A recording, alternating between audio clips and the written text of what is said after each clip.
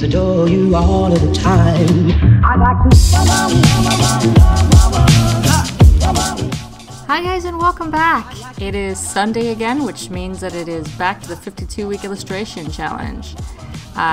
Today is the prompt for week 11 stamp, and as you can see here, I kind of went for a different angle on this prompt idea. I was really racking my brain on how to do this so that it just wasn't something basic and obvious. And I had some really plain ideas that I wasn't happy with until eventually this one came to mind. And I'm really happy I went with this. Mainly because I went back to one of my old characters that I love to do. I love doing my mice, and I haven't done them in so long, and I missed having to do them. I love how they turned out, my little characters. I was very inspired by Beatrix Potter growing up, and I just loved the little mice stories and stuff. The Two Bad Mice was one of my all-time favorite stories by her. And yeah, I just started drawing and painting these several years back, and I love doing these characters. And for some reason, they turn out really well when I want to do a little illustrated piece. And since I was struggling with some of the other prompts, and I wasn't very happy with how they were coming out with my newer characters that I was developing, the human characters, I decided I would go back and, you know, go by the good old standby and do one of my mice. So the idea for this is that this little mouse collects stamps as paintings to hang on his or her wall. And he really has a thing for the ocean, and so he tries to collect stamps that have anything to do with an ocean or a beach theme. So we have a little sunset there over the ocean, we have a lighthouse, and we have a cloudscape. And I was so happy with this idea when it finally came to me one morning when I was doing this in my sketchbook. I knew this was it. I knew this was the right one. And I'm hoping that it will keep going as smoothly as this with coming up with ideas, because, you know, it's very difficult when you hit that creative wall. You don't know where to go anymore. It gets really frustrating. So from the paints that I used for this, I obviously used my White Nights palette, my Russian palette. And then here you can see for the pastels, I used my Winsor Newton Cotman series, which is not artist grade, this is student grade, so I don't really like mixing the two because obviously one is a bit more light fast than the other. And but the problem was that I couldn't really get that pastel look with my White Nights. So I just went with the Cotman, and it worked fine, and I got the pastel look that I was going for. I just don't know how well it will hold with time, you know, but then again, that's what the scanner's for. I will try and immortalize this in a digital format, so I don't really have to worry too much if it fades. But of course, for every artist, that's kind of the downside. We don't want our pieces to fade. But yeah, I mean, the color palette was actually inspired by real stamps that I saw. I love the pastel, like the peachy pastel colors and pastel blues, and then the deep like phthalo blues for our accents in there and such. So I really loved that basic color scheme.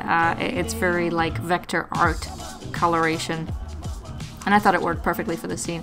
And eventually it ended up feeding into the whole color scheme for this piece. All I knew was that I want it to be like in wood, like maybe he or she lives on the other side of the wall inside a house, and you know, so it's all wood paneling, which I knew obviously had to be brown, and so I needed some kind of splash of color in there because the mouse was also going to be a type of very light brown as well. I already knew that ahead of time, so I had to throw in splashes of color. So these peach and pastel blue colors worked well with that, and then they also fed into the little carpet that you will see me painting a little bit there on the floor. So all the colors kind of connected, so your eye is drawn to these patches of color, I should say, and it basically leads you around the piece, which is what I was after, and I was very happy with it. So luckily with this one, because I went back to using my Micron pens to hardline first, because with my mice characters I always hardline first for some reason.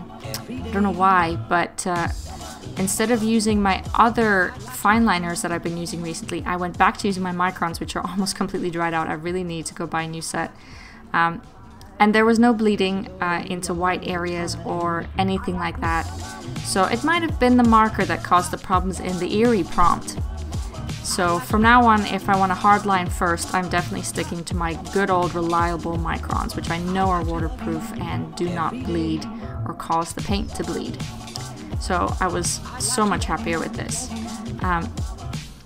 Funnily enough, I had no real plan in my head color-wise for this. I was kind of going with it on the fly. The only thing that I knew the color of was the mouse, as I said before, and the wood paneling. So I was just kind of mindlessly drawing the aesthetics around the room, like the carpet, the bucket, and the stamps, and not really knowing what to do with them. And then I kind of thought to myself, maybe I should, you know, actually look up some color suggestions, and that's when I found other stamps that had those peach and pastel blue colors, and I thought, okay, I'll use those in my own stamps, and then I will work the rest of the color palette around there. Now the only thing in here that I'm not happy with in the shadows, which later will stick out more, is there between the ears there's that dark patch of shadow which I did with the Payne's Gray from my White Knight series, and the line was a bit too harsh. It looks like he's wearing a hat.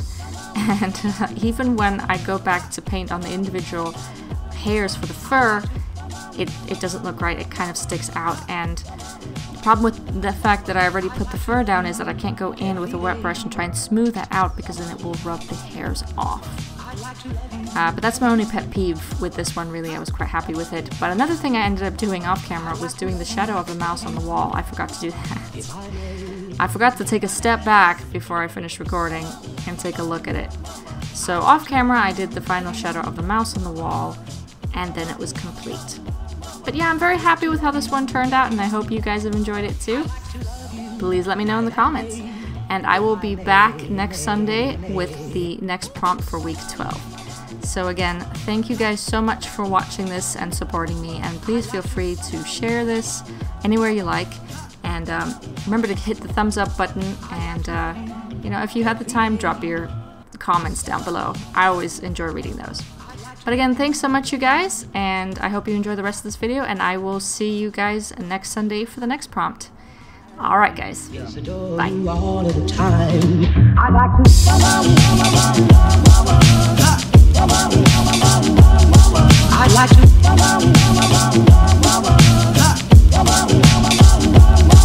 I'd like to love you every day. I'd like to love you, love you. I'd like to love you,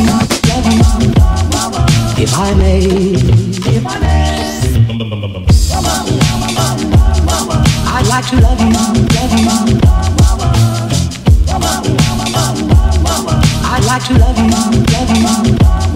I'd like to love you night and day, if I may.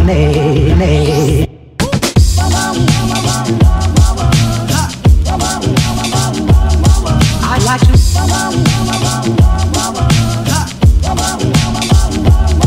I'd like to love you every day. I'd like to love you, love you. I'd like to love you, love you. All I do is adore you all of the time. I'd like to.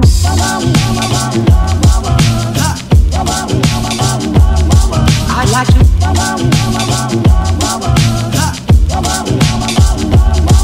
I'd like to love you every day. I'd like to love you, love you. I'd like to love you, if I may.